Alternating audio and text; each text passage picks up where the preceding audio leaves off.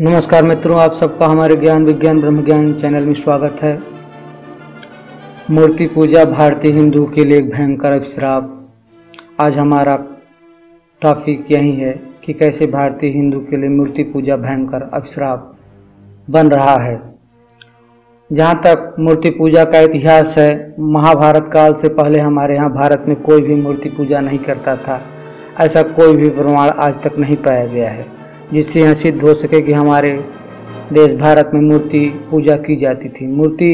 और मंदिरों का जो भी प्रमाण पूरे विश्व में आज तक मिला है और मिलता है, वह सब महाभारत काल के बाद के ही हैं। इससे पहले भारत ही नहीं, संपूर्ण विश्व जिनका अस्तित्व था, सब जगह वैदिक धर्म को ही मानने वाले थे। यहाँ तक राम और रावण के संबंध में ऐसा कहा जाता है कि रावण वेदों का विद्वान था। राम स्वयं वशिष्ठ के गुरुकुल में रहकर अपना अध्ययन किया था और रावण भी स्वयं पुलस्त्य ऋषि का नाती और ऋषि विश्वश्रवा का पुत्र था। रावण में लोभ और अहंकार अत्यधिक होने के कारण वह राक्षस प्रवृत्ति का हो गया था। महाभारत के युद्ध के बाद जब लगभग सभी विद्वान खत्म हो गए तो हमारे भारत देश के लिए अंधकार का युग प्रारंभ हुआ, जिसका फायदा उठाकर जो राक्षस प्रवृत्ति के लोग बचे थे, उन्होंने रावण की तांत्रिक विधियों का प्रचार प्रसार करना शुरू कर दिया और अपने तांत्रिक साधना के लिए और आश्रय स्थान बनाकर रहने लगे, क्योंकि उनको समाज का एक तबका जो अशिक्षित था वह आश्रय देता था, जो पहले शैव भक्त माने जाते थे। इन्होंने भी सर्वप्रथम मंदिरों का निर्माण किया और यह सब सर्वप्रथम दक्षिण भारत से ही शुरू हुआ था और यहाँ रावण के अंत के बाद से ही कार्यक्रम चल रहा था, क्योंकि राम के राज्य का मुख्य केंद्र उत्तर भारत था और उनके वंशजों के खत्म होने के कारण था कि वह सब भारतीय शिक्षा संस्कृति का प्रचार प्रसार ना के समान करते थे। ऋषि महर्षि अक्सर जंगलों में ही रहकर अपना कार्य करते थे। जहाँ तक हम सब जानते हैं कि महाभारत का प्रारंभ जो है भरत से होता है। भरत जो विश्वामित्र के जो थे, विश्वामित्र के जो मेनका थी, मेनका से संबंध था। राजा दुष्यंत का पुत्र भरत था। तो राजा जो दुष्यंत थे और विश्वामित्र के बारे में आप सब जानते हैं कि विश्वामित्र जो थे वो राम के संबंध में और राम के लगभग समकक्ष के थे, क्योंकि राम का जो रावण का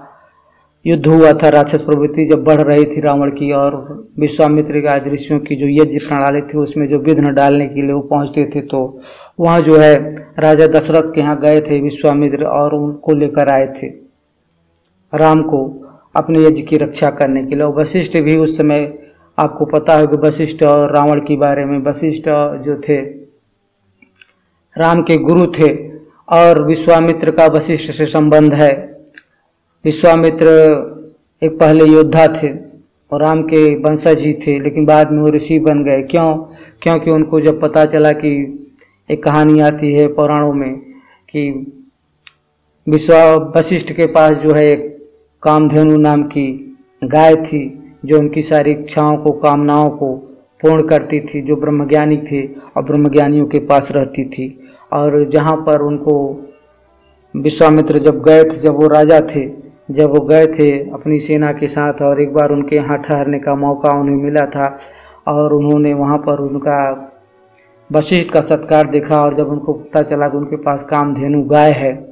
और उस कामधेनु गाय के प्रति वो ललायित हो गए और ललायित होकर जो है उसे ज़बरदस्ती छीनने का प्रयास किए, लेकिन वो सब असफल हुए उसमें, और जिसके कारण वो बहुत ही लज्जित महसूस किया विश्वामित्र ने। और विश्वामित्र ने घोर तपस्या किया बहुत सारे लंबे कालों तक, और घोर तपस्या करके अपने जो है महर्षि और बाद में ब्रह्म ऋषि वशिष्ठ के आशीर्वाद से ही बने थे। तो और विश्वामित्र का जो मेनका से संबंध है, मेनका विश्वामित्र कृषि को जो भ्रष्ट करने के लिए मेनका आई थी, अप्सरा जो इंद्र के राज्य की थी, और उसने जो है उससे वो पुत्र उत्पन्न हुए थे दुष्यंत, और दुष्यंत से ही मेनका और शकुंतला का संबंध है। और भरत, तो भरत से महाभारत का प्रारंभ हुआ और महाभारत कालीन के आपको पता है कि युद्ध, भयंकर युद्ध हुआ, इसमें बहुत सारे लोग जो विद्वान किस्म के थे, ऋषि किस्म के थे, लगभग सभी को खत्म कर दिया गया। और एक बार फिर जो भारतीय संस्कृति, सभ्यता और जो परंपरा थी उसका जो बहुत बड़ा ह्रास हुआ, और जिसका फ़ायदा उठाकर जो तांत्रिक किस्म के जो लोग थे, जो दक्षिण भारत में थे, जो छुप कर रहते थे गुफाओं में, कंदराओं में और दूसरे प्रकार के आश्रय स्थलों में, जो अपनी तंत्र साधना और तंत्र की जो व्यभिचार प्रवृत्ति के लोग थे, शैववादी, जिनको बाद में बोला गया, जो रावण के भक्त थे, सामने से नहीं आते थे लेकिन वो पीछे से जो है अपने कार्यक्रम को चलाते थे, उसी परंपरा को आगे बढ़ाते हुए उन्होंने कार्य को आगे बढ़ा के तांत्रिक विधि को निर्माण से बहुत सारी मंदिरों का निर्माण किया, जिस मंदिरों में जैसे कि खजुराहो एमपी की जो मंदिरें हैं, जो कि कामदेव पर सारी जो नग्न संभोग की कलाओं को किया गया है। एक बात जो विशेष है कि उन मंदिरों में कहीं भी कोई मूर्ति की स्थापना नहीं की गई थी। इन्हीं परंपराओं का आगे जो है सृजन हुआ, महात्मा बुद्ध जैसे और आपके जो महावीर जैसे लोग उत्पन्न हुए और तांत्रिक उन्हीं परंपराओं का पालन करते हुए और अपनी समाज में जो है अंधकार और अज्ञान को फैलाने के लिए समाज में जो है ज्ञान के नाम पर नग्नता का प्रदर्शन किया। और बाद में जब इनका शास्त्रार्थ हुआ, बड़े बड़े विद्वानों, संस्कृत के जो कुछ विद्वान बचे हुए थे उनसे, तो जो पराजय हुए और पराजय से उनका भयंकर यहाँ पर भारत से जड़ उखड़ने लगी, तो उन्होंने अपनी जड़ को बचाए रखने के लिए उन्होंने एक नई विधि का जो है खोज किया। वह विधि थी कि उन्होंने अपने जो पैगंबर थे, गुरु थे, जो 24 तीर्थंकर थे, उनकी मूर्तियां बना बना कर जो है स्थापित करने लगे और ज़मीन में गाड़ कर सुरक्षित बचाए रखने के लिए गाड़ कर रखने लगे। और उसके बाद क्या हुआ कि भारतीय जो हिंदू थे, शंकराचार्य आदि से पहले के जो थे, रामानुज थे और लोग थे जो गुरु थे, उन्होंने भी सोचा कि इस मूर्ति से कैसे छुटकारा मिला जाए, तो उन्होंने उनका अंध अनुकरण करना शुरू कर दिया। और अंध का अनुकरण करने का तात्पर्य है कि उन्होंने भी अपने जो काल्पनिक देवी देवताओं के नाम पर जो दैवी विद्वान, जो दिव्य पुरुष हुआ हमारे प्राचीन संस्कृति के हुए थे, उनकी मूर्तियां बना बना कर और जो है स्थापना करने लगे। और मूर्तियां जो है मंदिरें तो जैसे तांत्रिकों की बनी हुई थी, तो इस प्रकार से मंदिरों को, और मंदिरों में जो है खाली स्थान, जो रिक्त स्थान था, वहाँ पर मूर्तियों को स्थापित करने लगे। इसमें जो दो बात समझने की है वह यह कि तांत्रिक जो थे वह मूर्तियों की पूजा नहीं करते थे, वह केवल साधना, तंत्र की साधना करते थे मंदिरों में बैठकर, या फिर खजुराहों की, एलोरा, अजंता की गुफाएं जो हैं, वहाँ पे आपको कोई मूर्ति जो है, मूर्ति की स्थापना या मूर्ति पूजा आपको नहीं दिखाई देगी। लेकिन भारतीय जो संस्कृति, जो हिंदू थे, उन्होंने जो है जिन मंदिरों का निर्माण किया, उन मंदिरों का निर्माण करके सर्वप्रथम ये मंदिरों का निर्माण भी जो है दक्षिण भारत से हुआ और उसमें मूर्ति की स्थापना होने लगी, देवी देवताओं की भयंकर बड़ी बड़ी आकृतियों की मंदिरों में जो बनने लगी और उसमें मूर्ति की स्थापना होने लगी। और मूर्ति की स्थापना करने के उसको जो वैदिक रीति रिवाज और मंत्रों से उसको जो काल्पनिक रूप देने के लिए जो रिसर्च का, जो शोध का विषय, जो वैज्ञानिक विषय था, उस विषय का तिरस्कार करके उन्होंने पूजा पाठ पद्धति का प्रचार प्रसार बड़े स्तर पर करने लगे। उसी में से केरला से उत्पन्न हुए आपके जो शंकराचार्य ने भी उसी का उद्बोधन किया और द्वैतवाद, अद्वैतवाद की सिद्धि को लिए, ब्रह्म ज्ञान की सिद्धि के लिए वेदांत आदि को, सिद्धांतों को, विचारों को, जो सांख्य है, दर्शन है, उपनिषद है, उनको अपने हिसाब से उन्होंने अनुवादित करके प्रचारित करना शुरू कर दिया। और भारत के चार मठ बनाए गए, 4 बड़ी बड़ी मंदिरें बनाई गई और उन्होंने जो है मूर्ति पूजा का खंडन न करके उसका जो है मंडन किया। और इस प्रकार से मूर्ति पूजा का जो है हमारे भारत में प्रचार प्रसार बढ़ा और आज भी बढ़ता हुआ निरंतर घर घर में मूर्तियाँ जो है स्थापित हो गई हैं। और लोग जो है जो रिसर्च का, जो शोध का, जो वैज्ञानिक जो विषय, जो हमारे शास्त्र हैं, धर्म ग्रंथ हैं, जो वेद हैं, वेदांत हैं, उपनिषद हैं, दर्शन है, जो उनका वैज्ञानिक जो पूर्ण था वहाँ जिसको निकाल दिया गया। और हनुमान को जो वैज्ञानिक थे जो कि अंतरिक्ष में रहते थे और सूट, वैज्ञानिक सूट पहन के जो उनकी मूर्ति थी और चित्र था, उसका उन्होंने जो है बंदर बना के पूछ बना दिया। और गणेश आदि जो कि समंदर के जो वैज्ञानिक थे, जो समंदर के अंदर जो गोता लगाने वाला जो कार्यक्रम करते थे, ऐसी जो उनकी परंपरा थी, उनको जो है सूंढ़ लगा दिया और काल्पनिक कहानियाँ उनके पीछे बहुत सारी गढ़ दी गई। ये पौराणिक जो पुराणों में जो ग्रहण किया गया, जो भी बहुत सारी चीज़ें आपको पाई जाती है, वह सब जो है काल्पनिक रूप से अपनी जो मूर्ति महिमा को मंडित करने के लिए और अपनी अज्ञानता को सिद्ध करने के लिए पुराणों की रचना की गई। और जो वैज्ञानिकता थी, वैज्ञानिकता को हटा दिया गया। इसका जो बहुत बड़ा जो हरास जो भारत के हिंदू और भारतीय वैदिक संस्कृति, सभ्यता और परंपरा और विज्ञान का जो हुआ हरास, उसको प्रमाण के रूप में हम देख सकते हैं कि यहाँ जो विश्व के भारत के में आए आतंकवाद के रूप में और आतताई के रूप में, जैसे कि मोहम्मद गोरी आया था, उसने गुजरात में जो बना हुआ था मंदिर जो था, बहुत बड़ा मंदिर था, उस मंदिर पर उसने 17 बार आक्रमण किया, क्योंकि मंदिर बना कर लोग क्या करने लगे, बड़े बड़े जो पुरोहित और पंडित और ब्राह्मण के नाम पर राजा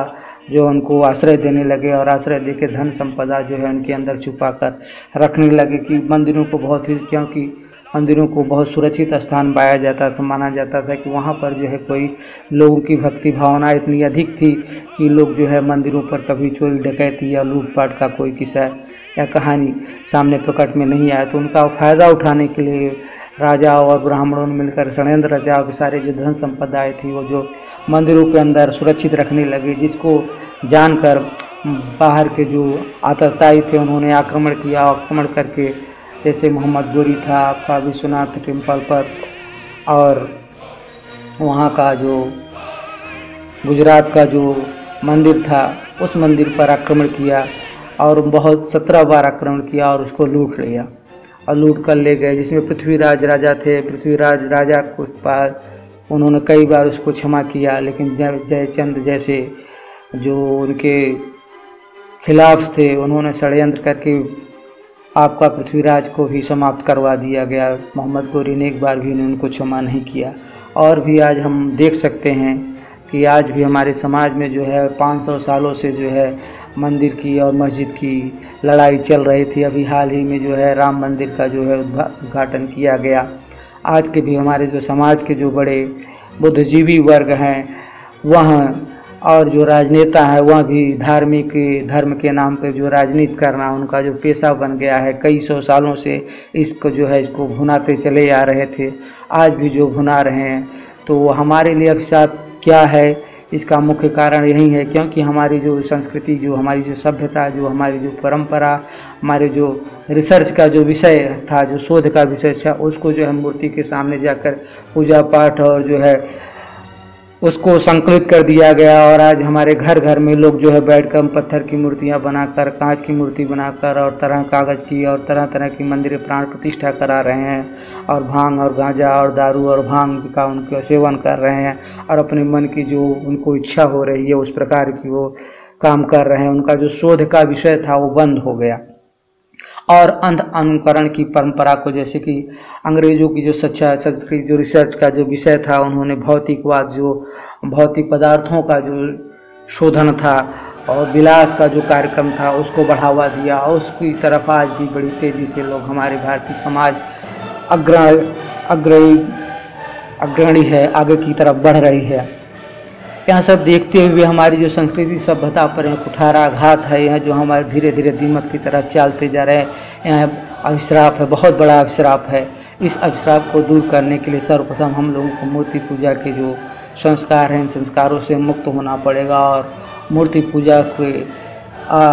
तिरस्कार भाव से, जैसा कि महर्षि दयानंद सरस्वती हुए, उन्होंने जो है इसको बहुत पहले जान लिया और जानकर उन्होंने कहा कि वेदों की ओर लौटो। वेदों में कहीं भी मूर्ति पूजा के लिए नहीं कहा गया है। उन्होंने साक्षात कहा कि ना तस्य प्रतिमा अस्ति यस्य नाम महादेश हिरण्यगर्भ यस्य नाम महादेश, अर्थात उस ईश्वर की कोई प्रतिमा, कोई आकार, कोई रूप नहीं है, इसलिए किसी भी प्रतिमा की, किसी भी मूर्ति की पूजा करना, ये सब जो है हमारे भारतीय संस्कृति सभ्यता का सिद्धांत नहीं है। इसके लिए महर्षि दयानंद के साथ भी बहुत बड़ा खतरनाक चाल चली गई।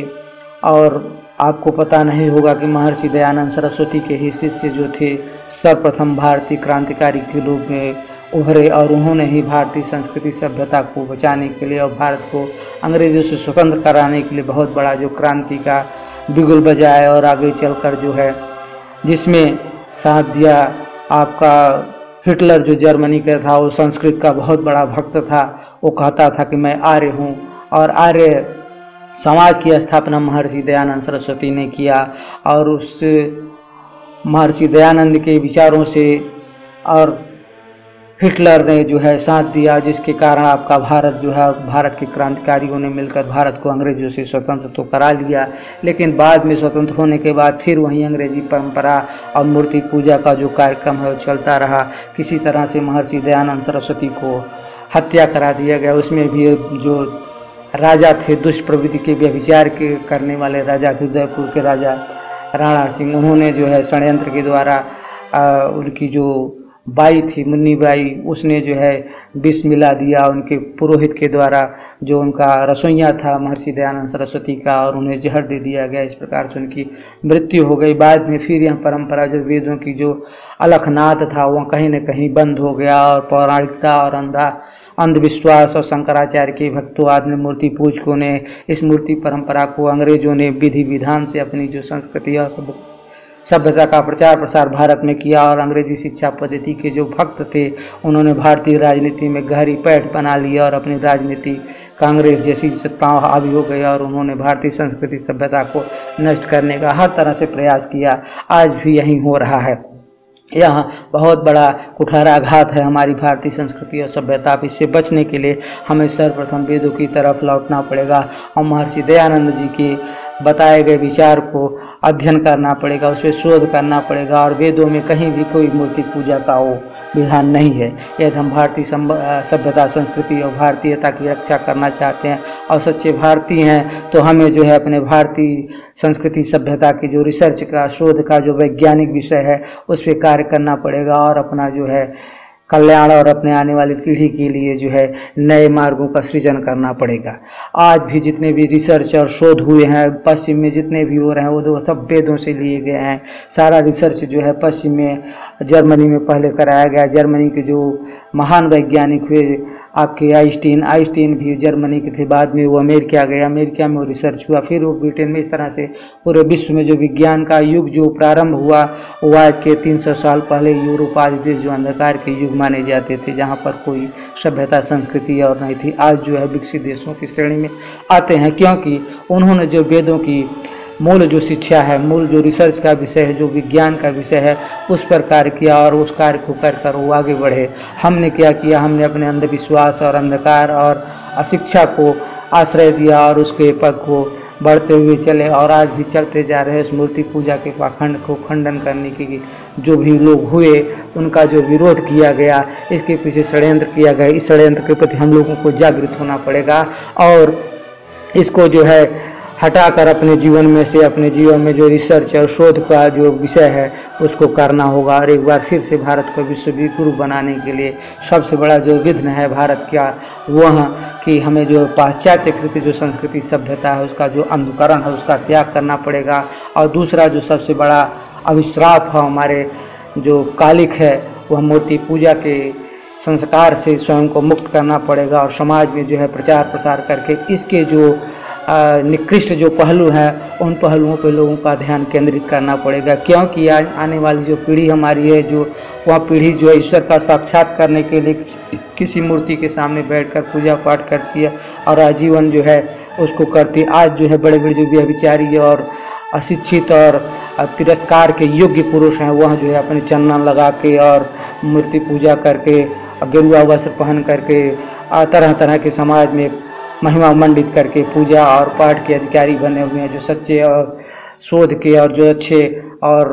सत्य मार्ग पर चलने वाले लोग हैं उनका तिरस्कार किया जा रहा है, और जो पापी, अत्याचारी और कुकर्मी और अपराधी किस्म के लोग हैं वह पंडित और पुरोहित और समाज के सुधारक बनकर आगे बढ़ रहे हैं। इनके खिलाफ हमें जो है आवाज़ उठानी होगी, और हमें जो वेद की जो मुख्य जो सभ्यता और जो संस्कृति, जो परंपरा, जो विज्ञान की जो दृष्टि है, जो बुद्धि का विकास है, उस पर कार्य करना पड़ेगा। इसी आशा के साथ मैं जो है अपने इस वाणी को विराम देता हूँ। आशा करता हूँ कि आप लोगों को हमारी जो बातें हैं, थोड़ी बातों में सारी बातें समझ में आई होंगी। लाइक करें, सब्सक्राइब करें। इस विषय पर हम आगे फिर विचार करेंगे। धन्यवाद।